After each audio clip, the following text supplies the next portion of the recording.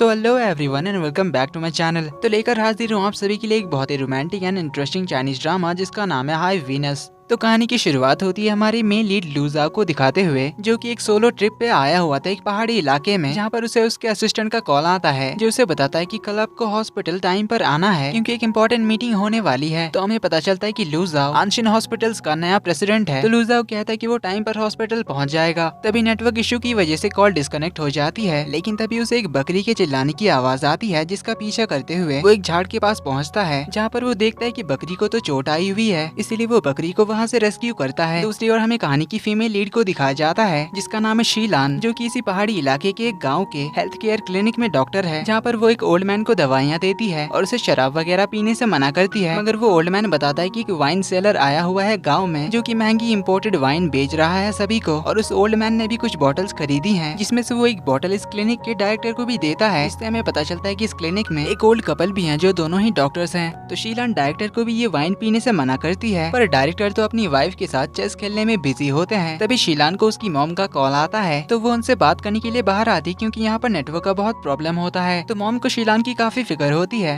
तो शीलान उन्हें झूठ बोल देती है कि वो यहाँ पर काफी हैप्पी है। ये शहर का सबसे बड़ा प्राइवेट हॉस्पिटल है, इसीलिए यहाँ पर ज्यादा प्रॉब्लम नहीं होती। वेदर भी यहाँ पर काफी सही है, जबकि इन सब का उल्टा यहाँ पर होता है। मॉम उसे कुछ दिनों की छुट्टी लेकर घर आने के लिए कहती है क्योंकि वो काफी टाइम से घर भी नहीं गई है, और अकेली शहर में रहने की वजह से भी मॉम को उसकी फिक्र थी। जिस पर शीलान उन्हें झूठ बोल देती है कि उसका एक बॉयफ्रेंड भी है, इसीलिए वो अपनी मॉम को टेंशन ना लेने के लिए कहती है। तो उल्टा मॉम उसे इस बार उसके बॉयफ्रेंड को साथ में होम टाउन ले आने के लिए कहती है। इससे पहले शीलान कुछ कहती, नेटवर्क प्रॉब्लम की वजह से कॉल डिस्कनेक्ट हो जाती है और तभी बारिश भी शुरू हो जाती है। तो शीलान शेड में बकरियों को चेक करने जाती है, जहाँ पर एक बकरी मिसिंग होती है। तो शीलान उसे ढूंढने के लिए चली जाती है। वहीं इधर हम लू जाओ को देखते हैं जिसकी कार लैंडस्लाइड होने की वजह से फंस जाती है और कुछ पत्थर उसके कार पे भी गिर जाते हैं, जिस वजह से कार भी डैमेज हो जाती है, जिससे लू जाओ को भी काफी चोटें आती है। तो वो कार की विंडो तोड़कर बकरी को लेकर बाहर चला आता है और आसपास हेल्प के लिए बुलाने लगता है क्योंकि काफी अंधेरा भी हो चुका था। इधर शीलान भी टॉर्च लेकर बकरी को ढूंढने के लिए निकल आई थी। तो काफी ढूंढते हुए उसे बकरी की आवाज सुनाई देती है, जहाँ से सामने की ओर आती है उसे लू जाओ बकरी के साथ दिखता है। तो वो उस पर टॉर्च मारती है। अगले सीन में दोनों क्लिनिक में होते हैं, जहाँ पर शीलान तो उसे बकरी चोर समझ रही थी,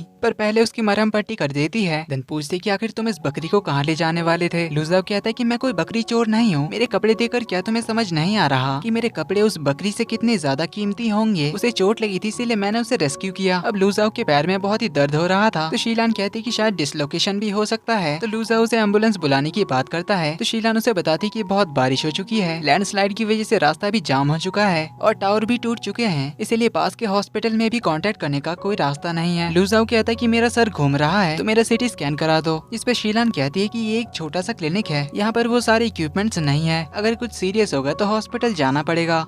तो वो डायरेक्टर को बुलाती है लू जाओ को चेक करने के लिए। तो यहाँ पर काफी सालों बाद डिसलोकेशन का कोई केस आया था, इसीलिए वो दोनों आकर लू जाओ को चेक करने लगते हैं। उनकी बातें सुन लू जाओ तो घबरा कर कहने लग जाता है कि मुझे चेकअप नहीं करवाना है। तो डायरेक्टर बताते हैं कि कोई डिसलोकेशन का प्रॉब्लम नहीं है, हल्की सी मोच आई है। इस पर डायरेक्टर की वाइफ, जो कि एक्यूपंक्चर एक्सपर्ट थी, कुछ ही देर में उसका पैर ठीक कर देती है। तभी यहाँ पर करंट भी चली जाती है। लू जाओ उन्हें थैंक यू कहता है। तो शीलान उसे ट्रीटमेंट का फी 55 युआन बताती है, पर लू जाओ का वॉलेट और फोन दोनों कार में रह गया था, इसीलिए वो कहता है कि कल सुबह वो कार में जाकर उसके सारे पैसे लौटा देगा। अब रात भी हो चुकी थी, इसीलिए डायरेक्टर उसे रात को यहीं पर रुकने के लिए कहते हैं, पर शीलान तो उसे अब भी बकरी चोर समझ रही थी, इसीलिए वो उसे मना कर रही थी। इस पर लू जाओ कहता है कि डोंट वरी, आपके इस एहसान के लिए मैं आपके क्लिनिक को सिटी स्कैनर और मेडिकल इक्विपमेंट्स डोनेट करूंगा। जो सुन डायरेक्टर तो बड़े खुश होते हैं, पर शीलान को उसकी बातों पर बिलीव नहीं होता। उल्टा उसे लग रहा था कि लू जाओ तो बस बड़ी बड़ी फेंक रहा है और बातें बना रहा है। पर डायरेक्टर की वाइफ तो उसे फ्रेश होने जाने के लिए कहती है और वो सभी के लिए खाना बनाने के लिए जाती है। इधर शीलान रेडियो पर न्यूज सुन रही होती है, जहाँ से उसे पहाड़ी इलाके में लैंडस्लाइड और यहाँ के वेदर के बारे में पता चलता है, जो कि बहुत ही खराब था और थंडरस्टॉर्म की वजह से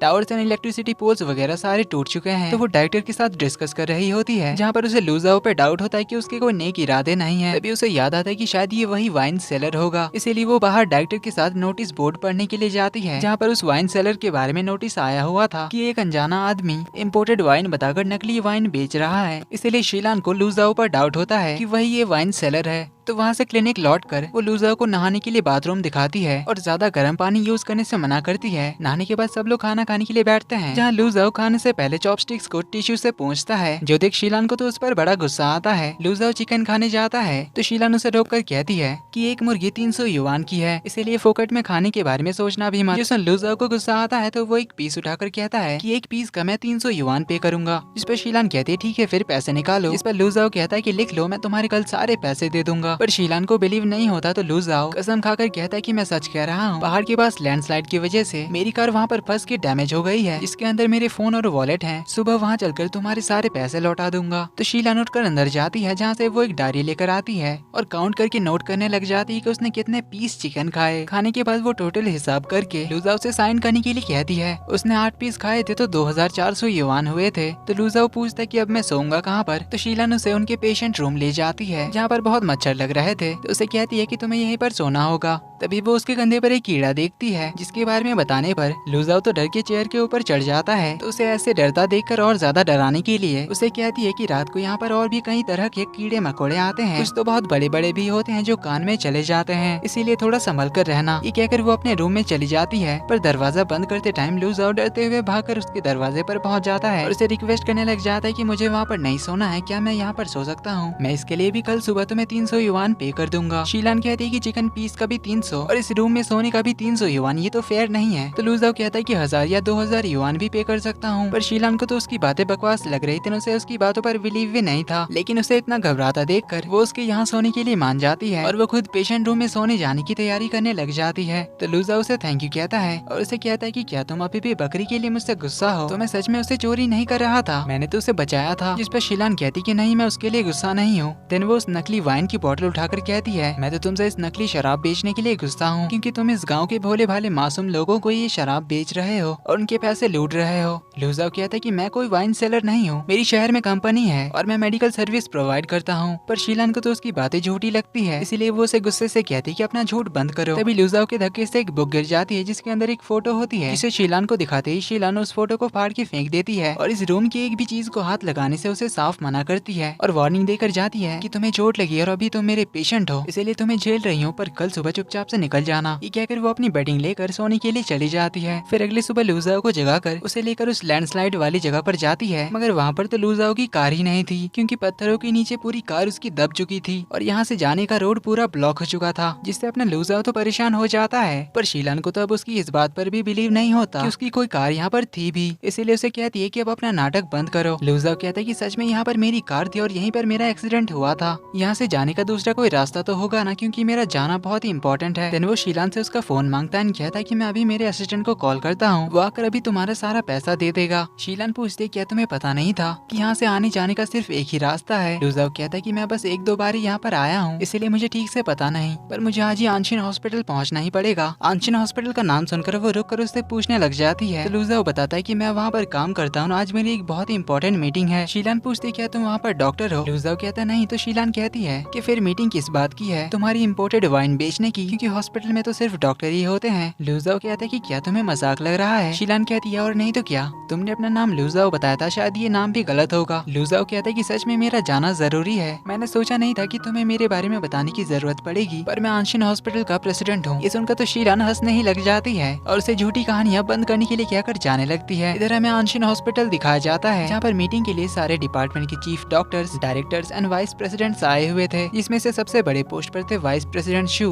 और दूसरे वाइस प्रेसिडेंट गाओ, जो सभी प्रेसिडेंट यानी कि लूजाओ के आने का वेट कर रहे थे, क्योंकि उनके हॉस्पिटल के बारे में एक डॉक्यूमेंट्री शूट होने वाली थी, उसी के बारे में डिस्कस करने के लिए मीटिंग होने वाली थी। काफी देर तक वेट करने के बाद भी जब लूजाओ नहीं आ रहा था, तो असिस्टेंट से लूजाओ को कांटेक्ट करने के लिए कहा जाता है, मगर लूजाओ के यहाँ पर तो नेटवर्क ही नहीं था, इसीलिए उसके बारे में कुछ पता नहीं चल रहा था। तो असिस्टेंट आकर सभी को बताता है, जो सुन वाइस प्रेसिडेंट शू, जो कि यहाँ के चीफ कार्डियोलॉजिस्ट थे, वो सभी को अपने अपने काम पर लौटने के लिए कहते हैं। इधर लूजाओ शीलान के पीछे पीछे आ रहा था, उसे यहाँ से निकलने का और कोई रास्ता तो पता नहीं था। तो जाते हुए उन्हें यहाँ पर इंजीनियर्स मिलते हैं, जो बताते हैं कि रोड क्लियर करने के लिए और टावर ठीक करने के लिए 2-3 दिन का टाइम लग जाएगा, इसलिए अपना लूजाओ तो प्रॉब्लम में फंस जाता है। तो वो शीलान का फोन लेकर कॉल करने की कोशिश करता है, पर कोई फायदा नहीं होता। तो शीलान उसे फोन छीन लेती है और यहाँ से निकल जाने के लिए कहती है, पर लूजाओ तो उसके पीछे पीछे ही आने लगता है, उसे बताने लगता है कि मैं सच में प्रेसिडेंट लू हूँ। क्लिनिक लौट कर भी वो सभी को समझाने लग जाता है कि मैं सच में आंशिन हॉस्पिटल का प्रेसिडेंट लू हूँ। ये बताकर वो कुछ ज्यादा ही भाव खा रहा था। जो सुन शीलान को तो बड़ा गुस्सा आ जाता है, इसीलिए वो तो झाड़ू उठाकर उसके पीछे ही पड़ जाती है उसे मारने के लिए, और उसे डांट भी रही होती है कि एक तो तुम यहाँ के भोले भाले लोगों से पैसे लूट रहे हो और कब से बस झूठ बोले जा रहे हो, इसीलिए अब बहुत हुआ, तुम्हें तो सबक सिखाना ही पड़ेगा। तभी गाँव की एक ओल्ड लेडी आ जाती है जिन्होंने उस वाइन सेलर को देखा था, इसलिए शीलान उनसे पहचानने के लिए कहती है कि ये लूजा हुई वो वाइन सेलर है या नहीं। तो वो ओल्ड लेडी उसके पास आ जाती है, उसे अच्छे से घूर घूर कर देखने लग जाती है और फिर से हंसते हुए बताती कि अरे ये तो तुम ही हो। ओल्ड लेडी बताती कि शायद हाँ इसी की तरह दिखता था। जो सुन शीलान को तो अब बड़ा ही गुस्सा आ जाता है और इसी के साथ पार्ट 1 का एंड यहीं पर होता है। तो ये ड्रामा काफी ज्यादा इंटरेस्टिंग एंड रोमांटिक होने वाला है, इसलिए आगे के पार्ट्स बिल्कुल भी मिस मत करना जो कि जल्दी ही आ जाएंगे। और ये वीडियो पसंद आए तो वीडियो को लाइक कर देना, चैनल पर पहली बार आए हो तो do subscribe and hit the bell icon. जल्दी ही मिलते हैं अगले पार्ट में, तब तक के लिए take care and bye bye.